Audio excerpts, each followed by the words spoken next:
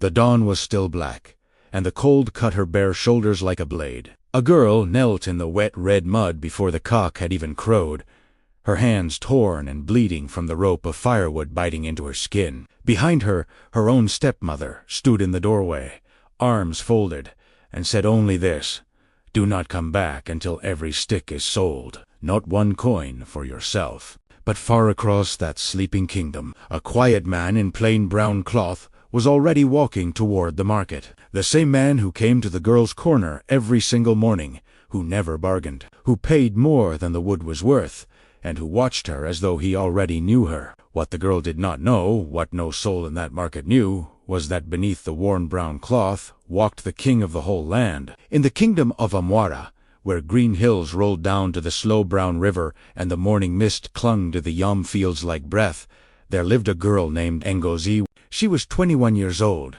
with eyes that carried more sorrow than any child of her age should ever hold. Her father had been a good man, Maziokik, a respected trader in timber and palm oil, a man with a wide compound, fat goats, and a grove of fine Iroko trees that the whole village admired. But Maziokik was dead, and the woman who now ruled his house was not Ngozi's mother. Every morning, before the first light touched the sky, Madame Yuzu would strike the door of the small back room where Ngozi slept on a thin red mat. The wood would shudder. "Wake up, useless girl," she would hiss through the gap. "The firewood does not sell itself." Ngozi would rise in the dark. She would tie the heavy bundle to her back with a rope that had long ago worn 2 deep grooves into her shoulders. She would walk the cold road while the sky was the color of cold ash, and she would sit in the roughest corner of the market, the corner where the gutter smelled of rot and idle men loitered, because that was the only corner Madame Yuzu allowed her. And every coin she earned, she carried home. Every single one. Not one was ever hers. But there was one customer, a quiet man in plain brown cloth, his face half-shadowed beneath a worn cap. He came at first light, before the others. He never haggled. He pressed more cowries into her hand than the wood was ever worth. And he looked at her, not the way men look at a poor girl in rags, but the way a man looks at something rare and precious he has been searching for all his life. She thought he was a farmer, a traveling trader, perhaps. She did not know. She did not know that the worn brown cloth hid the king of the whole land. Before we continue, please like this video and subscribe so you never miss a story, and tell us in the comments, where are you watching from today? The king's name was Esnamdi, and he was young, only 25 years upon the royal stool. His father, the old king, had died 2 reigns before, and the throne had fallen onto Namdi's shoulders like a heavy crown of iron. The palace of Ambora was a place of red clay walls, polished smooth as a calabash of carved doorposts and woven mats dyed deep indigo, of drummers who beat the dawn awake, and servants who bowed so low their foreheads brushed the ground. Cattle filled his pens. Gold gleamed on the arms of those who served him. When Esnamdi clapped his hands, men ran. When he raised one finger, a feast appeared. By every measure the world counts, he was the richest and most powerful man in the land, and he was the loneliest. For since the day the old king died, the court had filled with smiling men and scented women, all of them wanting something. The nobles bowed and flattered. The chiefs brought their daughters in fine cloth and beadwork, paraded before the throne like goats at a fair, each hoping the young king would choose a wife from their house and lift their family higher. They smiled at the crown.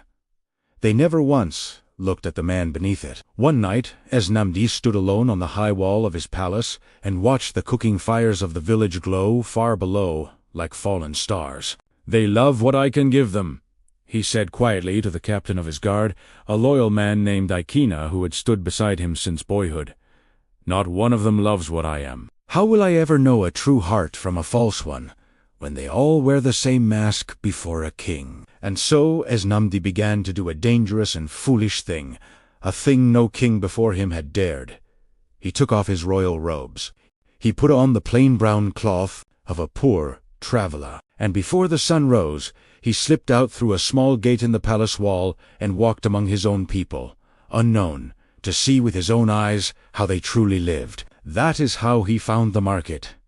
And that is how he found her. Now turn your heart to Ngozi. Her days began in darkness and ended in darkness, while Madame Yuzu's 2 daughters Kioma and Adeus slept until the sun was high. Wrapped in soft cloth, Ngozi swept the wide compound, fetched water from the stream 3 times before noon, pounded the yam, washed the wrappers, and only then was permitted to eat whatever scraps were left in the cold pot. She slept in the back room that had once been a storehouse for grain. The roof leaked when the rains came. At night she could hear the rats moving in the thatch above her head. In the rainy season, water dripped through the leaks and pooled cold beside her mat, and she would lie awake counting the drops to keep herself from weeping. In the dry season, the harmattan wind crept through the cracks in the wall and chilled her to the bone, and she would press her cracked hands between her knees for warmth and dream of the great hearth. Her father had once kept burning all through the night, in the days when this house had loved her. Yet she did not curse. She did not steal, though hunger gnawed at her like a dog. Once, a wealthy yam seller in the market had given her too much change by mistake, 3 extra cowries, and Ngozi had run after him through the crowd to press them back into his hand. "You gave me too much, sir," she said, breathless. The man had stared at her. This girl, in rags, returning money she could have kept, he never forgot her face. This was her defining gift. She was honest when honesty cost her everything, and she carried her suffering with a quiet dignity that made even strangers fall silent when she passed. There was something else, too. Every evening, on the long walk home, Ngozi would pass an old blind beggar who sat beneath the silk cotton tree at the edge of the road, and every evening she would break off a small piece of whatever scrap of food she had been given and place it gently in his cupped hands. She had so little. She gave from it anyway. Now, here is the thing that did not add up. Here is the first mystery, and I want you to hold it in your mind. The firewood that Ngozi sold each morning was not ordinary firewood. It was fine, seasoned Iroko and Oji hard, slow-burning, sweet-smelling wood that only the wealthy could afford to cook with. It came from one grove only in all of Amo, the grove of the late Mazio Kichi. Her father's grove, and yet here sat his only daughter, the child of the man who owned that grove, barefoot in the gutter corner of the market, in a torn wrapper, selling her own inheritance stick by stick, and carrying every coin home to a woman who was not her mother. Something was wrong in that house, something rotten beneath the smooth red walls, but no one in Amwara had asked the question. No one until a quiet man in brown cloth sat down one morning, weighed a piece of Iroko in his hand, breathed in its scent, and began, very quietly, to wonder. The morning the trouble started, the mist was thick enough to hide a man at 10 paces. Ngozi had just laid out her bundle when a large shadow fell over her. It was Akujobi, the market overseer, a heavy man with rings on his fat fingers. Wo collected the ground tax from every poor trader and kept half of it for himself. He kicked over her neat stack of firewood. The sticks rolled into the gutter. "You owe 3 days' tax," he said, though she had paid only yesterday. "Sir, I paid you," Ngozi began. "Are you calling me a liar?" Akujobi's hand drew back to strike her. It never landed. A hand caught his wrist in the air, a plain hand in a plain brown sleeve. The quiet man had risen from where he crouched, and though his clothes were poor, there was something in his grip, something in his eyes, that made the big man go suddenly still. "The girl has paid," the stranger said. His voice was low. It did not rise, but it carried the weight of a stone dropped into a deep well. "Pick up her wood, then go."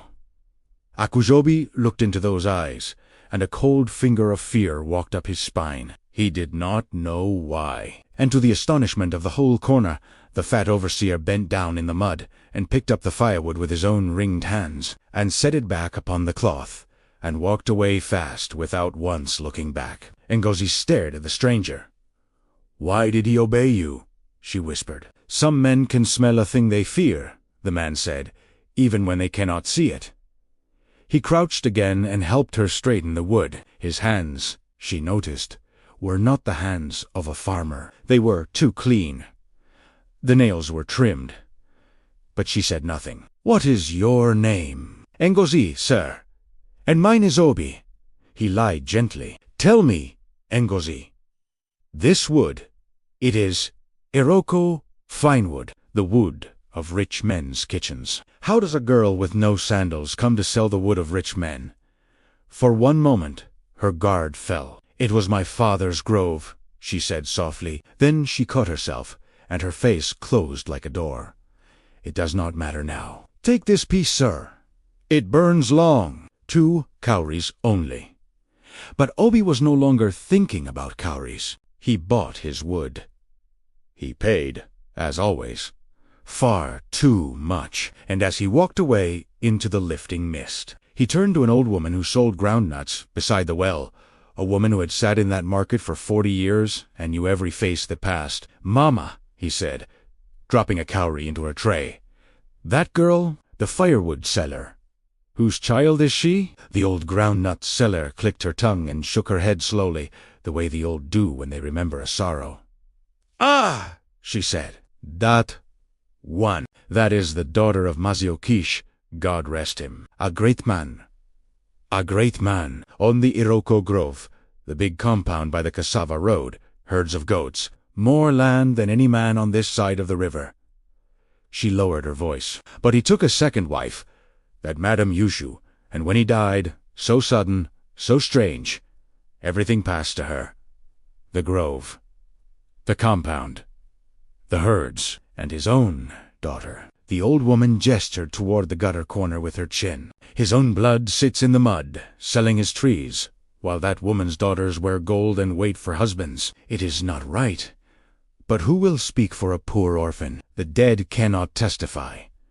And there it was, the first edge of the truth. As Namdi stood very still in the brightening market while drummers began to sound somewhere far off in the village. The daughter of an honored man, a man his own father had once received with respect in this very kingdom, reduced to a servant in her own father's house, while a stranger feasted on what was hers. But how?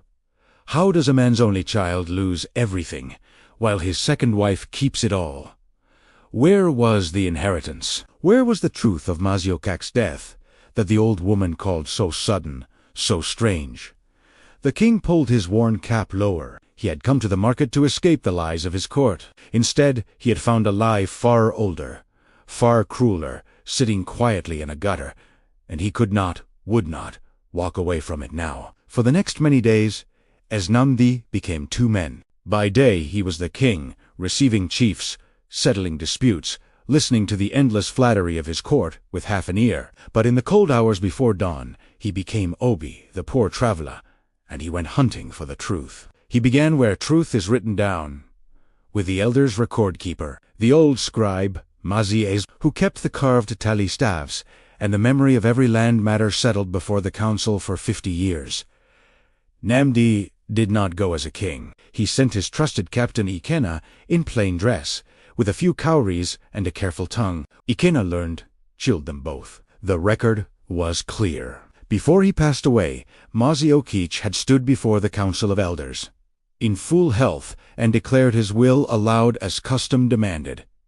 Every witness had heard it. The grove, the compound, the herds, the land, all of it was to pass to his only child, Ngozi, his daughter, by his first and beloved wife. Madame Yuju, his second wife, was to hold it in trust, to manage it faithfully, and to guard the girl until she came of age and married. To keep it? For Ngozi, the will existed. It had been spoken before witnesses, and yet Madame Yuju walked the land as its owner, sold its wood, fattened her daughters on its wealth, as though Mazio Kich had never spoken those words at all. "Then where?" Namdi said quietly, turning the carved talyestaff over in his hands by lamplight, "is the carved record of the will itself, the token Mazio Kich would have left, sealed with his own mark." Ikena's face was grim.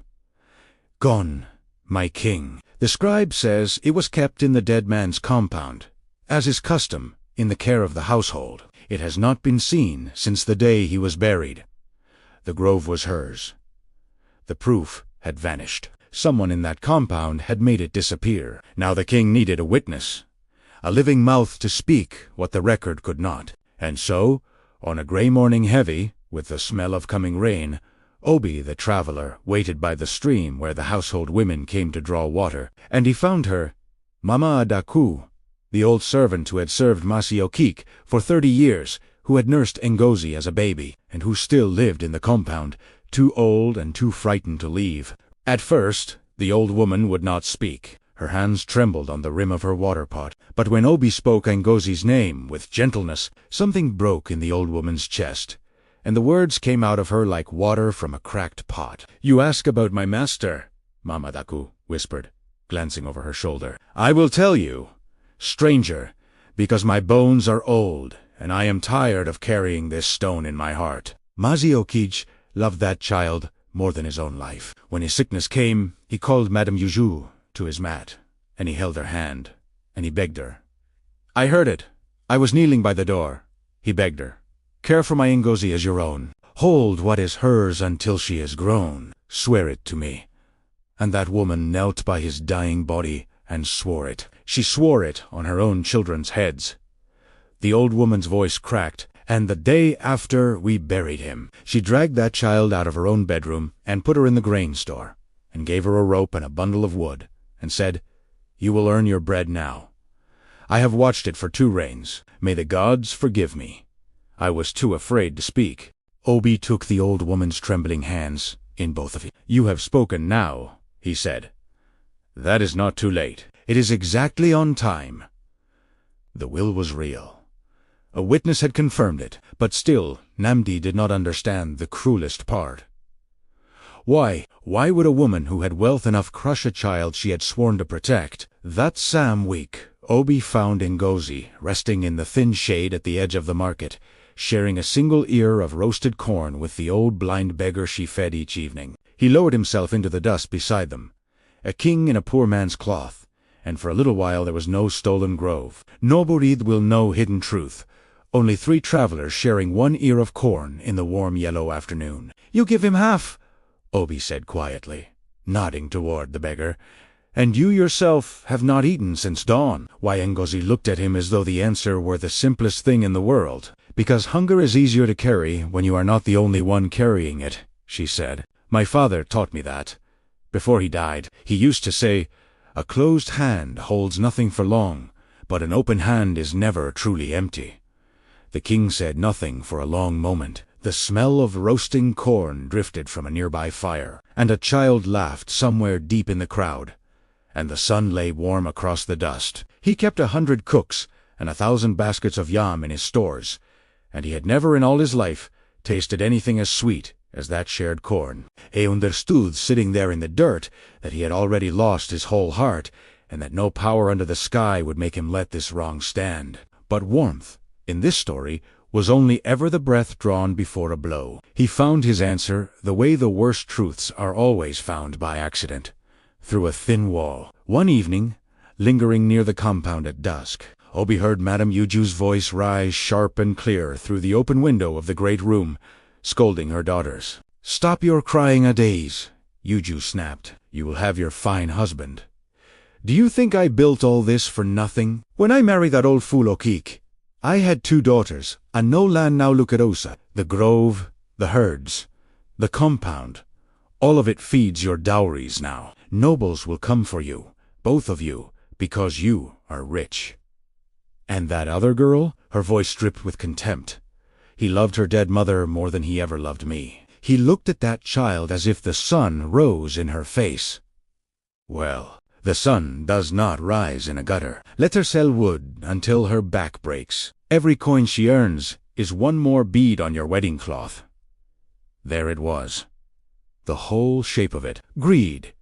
And beneath the greed, a jealousy older and blacker than the grave, the bitter rage of a woman who knew she had never been first in her husband's heart, and who had decided to punish a child for it forever. And now, friends, comes the moment when the story seemed to turn toward the light. Hold my hand here, because the floor is about to give way. Word travels fast in a small market. Madame Uju soon heard the whisper that a stranger, a man who paid in good cowries and asked questions, had taken an interest in her Firewood girl. And greed, which had made her cruel, now made her sweet. That evening, when Ngozi returned in the dark with her empty bundle, Madame Mujou was waiting at the gate with a smile Ngozi had not seen since her father lived. "My child," she cooed, taking the rope from Ngozi's raw shoulders with her own hands. "You are tired. Come, come, no more of the grain store for you. I have aired the good room. There is meat in the pot tonight. And see," she draped a soft new wrapper across Ngozi's arms, indigo edged with red. A daughter of this house should not go in rags. Ngozi stood frozen in the lamplight, the new cloth cool and smooth against her cracked hands. Tears rose in her eyes. After 2 years of cold and hunger, was it possible? Was her suffering finally ending? "Thank you, Mama," she whispered, and for one trembling moment her heart dared to hope. Hold on to that hope. Watch how thin the floor is beneath it, because what Ngozi did not hear was the conversation in the great room, not 1 hour later, when she had gone to sleep for the first time in 2 years, under a dry roof. "You are feeding her meat now?" Kyoma asked, sour with jealousy. "Foolish girl," Yuju said, and her voice had returned to iron. "I am fattening the goat before the market. This stranger is wealthy. If he is foolish enough to want her, he will pay a bride price, and I, as her guardian, will keep every cowrie of it. And once the bride price is paid and she is gone from this house forever, no one will ever again ask whose grove it is or whose will it was. The girl is not my daughter, she is my key. The moment she has unlocked that door, I will sell her to whoever pays the most." She smiled in the lamplight. "And if the stranger is poor after all, then old Mazi Dimka has been asking for a young wife. He is 60, and his temper is short, but his cowries are heavy. One way or another, that girl pays my price." So the kindness was a cage with a door painted to look like the open sky.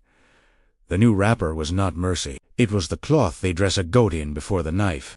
The full scope. And in the days that followed, as Obi gathered the threads, the true size of the injustice became clear, and it was worse than anyone had imagined. Madame Yuju had not merely stolen a grove. She had been quietly selling off Mazioka's land, parcel by parcel, to faraway buyers, the very land the old man had sweated his whole life to gather. Worse still, and this was the detail that turned the king's slow anger to cold iron, among the parcels she had already sold was the small plot of sacred ground where Maziokich himself lay buried. She had sold a man's own grave out from beneath him to a stranger who meant to clear it for Kasa. The dead could not even rest in the earth without his betrayer turning a profit on the soil above his bones. She had pledged the herds as dowry for both her daughters to noble families 2 villages away, and she had already half promised Ngozi to old Mazi Dimka, taking a portion of cowries in advance so that the trap had teeth Ngozi could not yet see. This was no fit of temper. This was a plan, built brick by patient brick, to strip a dead man's child of everything she was owed and erase her from the land that bore her family's name. Obi the king stood at the edge of the grove one dawn, among the great Iroko trees that should have been Ngozi, and the rising sun cut gold through the branches, and a slow, cold anger settled into his bones, like the cold settles into stone. He had come to the market to find an honest heart. He had found the most honest heart in his kingdom, sitting in the mud, while a thief slept warm in her father's bed. He would not let it stand. But the thief did not yet know that her quiet customer was the king, and neither did Ngozi. The king chose his moment with care. He would not act first as a king with soldiers. Not yet. First, the truth had to be spoken inside that compound, to that woman's face, by the one who had earned the right to speak it. So, as Namdi went, one last time, as Obi. He went at evening, and he brought with him 2 things.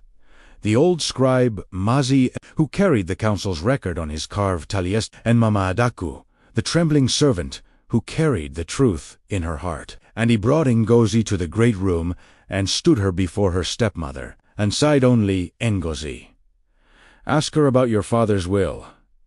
Ngozi looked at Madame Yuju, and her voice shook, but did not break. "Mama, my father stood before the elders. He left the grove to me. He left everything to me, in your keeping. Is it true?" Madame Yuju laughed a short, hard sound. "Who fills your head with such nonsense? Your father left a dying man's babble. There was no will. You are a child. You understand nothing." "The council remembers it," said the old scribe quietly, and laid the carved tally staff upon the floor. Yuju's eyes flicked to the staff, then away. "And who are you?" she spat at Obi. "A vagrant in dirty cloth, to walk into my house at night with stories. Get out, all of you. This is my compound, my land, my grove. I have fed and clothed this ungrateful girl for 2 years out of the goodness of my heart, and this is how she repays me, dragging strangers to shame me at my own hearth." "You did not feed her," sighed Mama Adakwa, and though her voice trembled, she did not lower her eyes. "You put her in the grain store. I carried her food there myself. I watched her hands bleed. 20 years I served this house, Yuju. I knelt by the door when Master begged you. I heard you swear." For the first time, Madame Yuju's face flickered. "And what if there was a will?" she said at last, lifting her chin. "A wife has rights. I managed this land when she was too small to count cowries. What I kept as is proper for a widow. A little for my own daughters. Is that a crime? I took only what any wife in my place would take." "You took everything," Ngozi said softly. "You took the grove, the herds, the compound. You sold my father's land to strangers. You put my inheritance into your daughter's wedding cloth. And you put me in the mud." And now Madame Yuju dropped all pretense, and the truth of her came out cold and clear as well water. "Yes," she said. "Yes, I did. And I would do it again. Listen to me, girl. Since you want to be a woman tonight, the world does not give. The world takes. Your father loved your dead mother and looked at me like a servant in my own marriage bed. Was I to let his precious daughter inherit the earth while my own children begged? No. I secured my house. I did what was necessary." Yushi pointed a long finger at Ngozi. "You would have done exactly the same. In my place, do not pretend you would not." The room went silent. The single lamp guttered. And then Ngozi spoke, and her voice no longer shook. "No," she said. "I would not, and that is the whole difference between us. Mama, a difference you have never once understood. In all the years you watched me carry your wood, you think you were strong because you took. You were not strong. You were only hungry, and you fed your hunger with a child's bread. My father gave you his roof, his name, his trust, and the last words of his dying mouth. And you took those, too, and sold them. You looked at a girl who had just buried her father, and instead of an orphan to shelter, you saw a key to turn and a goat to sell. I carried that wood for 2 years, and my back is bent and my hands are scarred, but I never once stole, I never once lied, and I never once let an old blind man go hungry on the road if I had so much as a crust to break. You slept on my father's bed, and you could not sleep on a clean conscience for a single night. Could you? Because the grove is silent at dawn, but it remembers whose father planted it. The land does not forget. The elders do not forget. And the dead, Mama, the dead do not forget the hand that hurried them into the ground." Madame Yuju went white. "What? What do you mean by that?" And here, friends, the last and worst truth came out of the dark. Mama Adaku rose to her full bent height, and 20 years of fear fell off her like a dropped cloak. "I mean," she said, "what I have never dared to say. When the master fell sick, the healer Dibia Engu came with the bitterroot that breaks such a fever. I saw him bring it. He was mending. He asked for soup, and then you sent the healer away in the night. Yuju, you told the household the gods had called him home, and you locked the medicine in your own box. And by the 3rd morning my master was cold. He was getting well. And you let him die? No, you helped him die, because a living husband might one day learn what you meant to do to his child. I have carried that for 2 reigns. I carry it no longer." The silence after those words was the silence of a grave.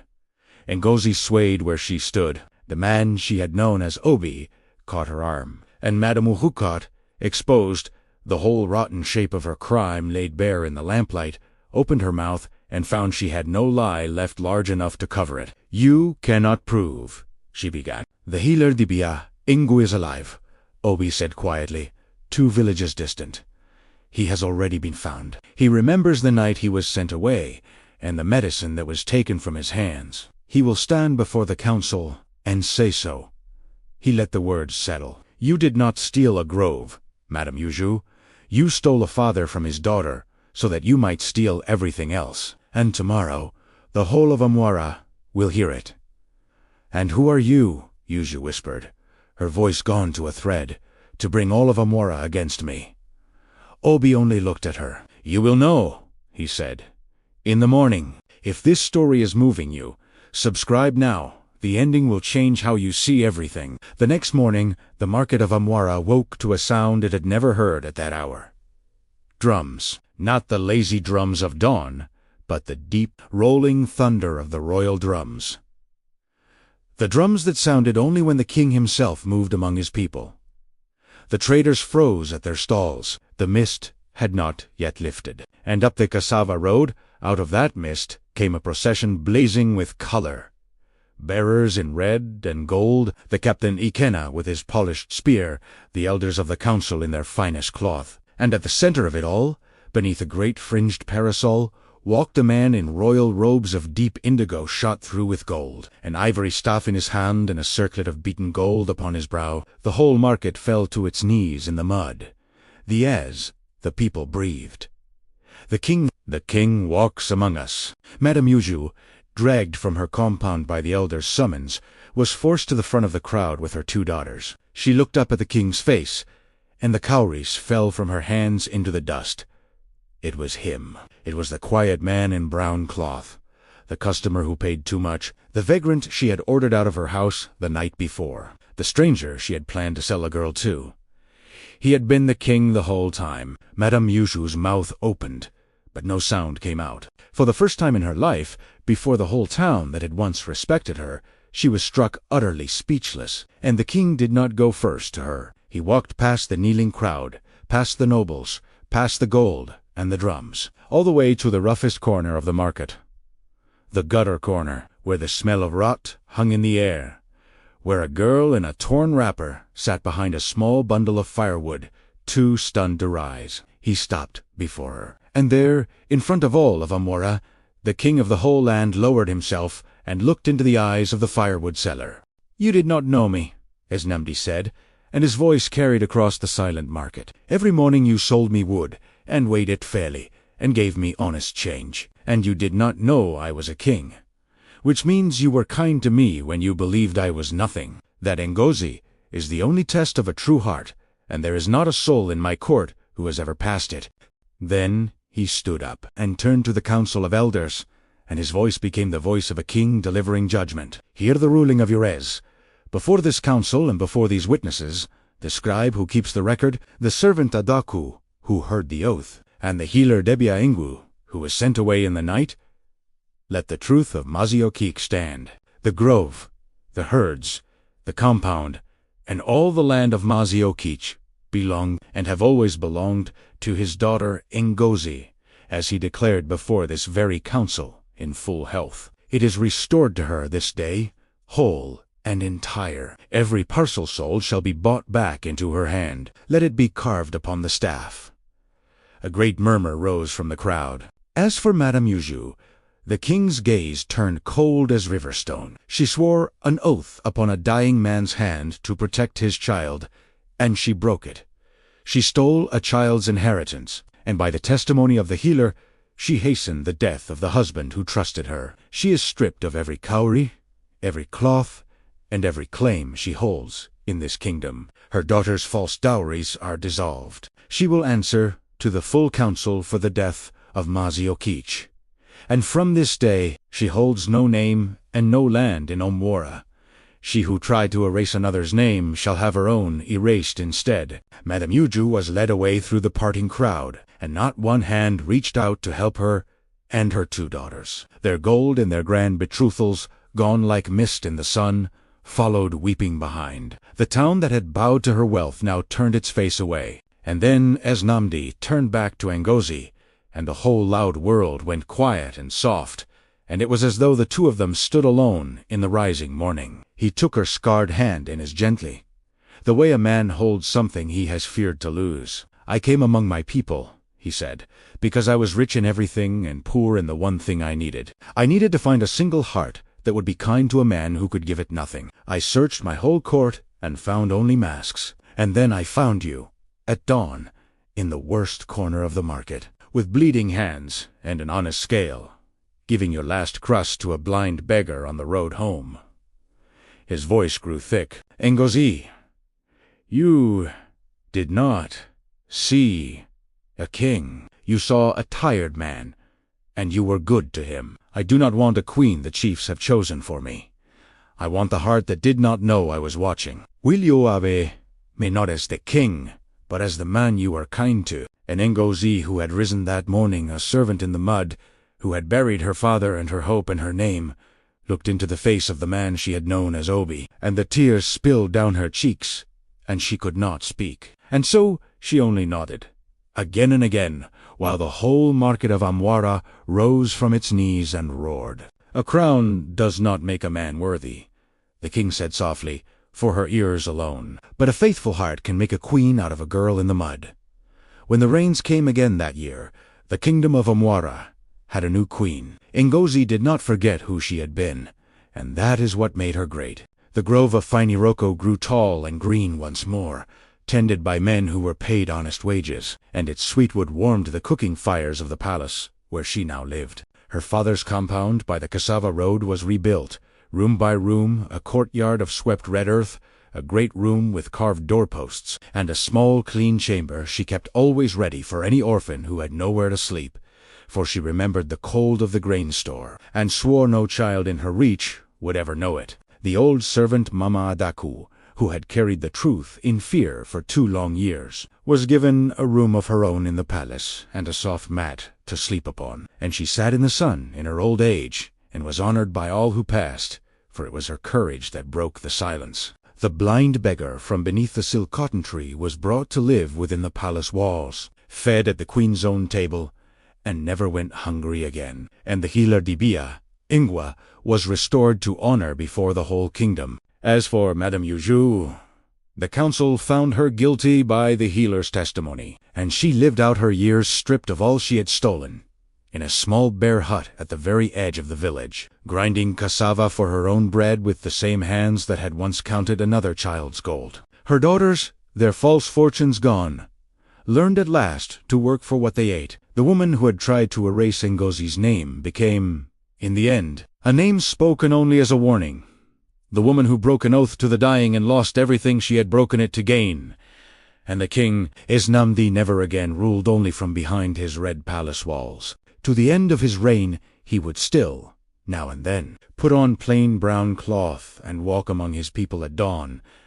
But now his queen walked beside him, and together they listened for the quiet, honest hearts that the powerful so often never see. He had learned the lesson that the gutter corner of a market taught him, that the truest treasure in any kingdom is rarely found wearing gold, and is most often found carrying a heavy load without complaint. Ngozi stood one evening on the high palace wall, where the king had once stood alone, and watched the cooking fires of the village glow far below, like fallen stars, and she remembered the cold road, the bleeding rope, the rough corner, the quiet customer who paid too much, and she understood at last that her honesty had not been weakness, as her stepmother had believed. It had been the very thing that lifted her out of the mud. Be kind when you think no one of importance is watching, for the one who watches the unwatched corners of the world is always, in the end, the one with the power to lift you out of them. Thank you for joining us for this story. Subscribe and click the bell so you never miss a story. Watch our next story here.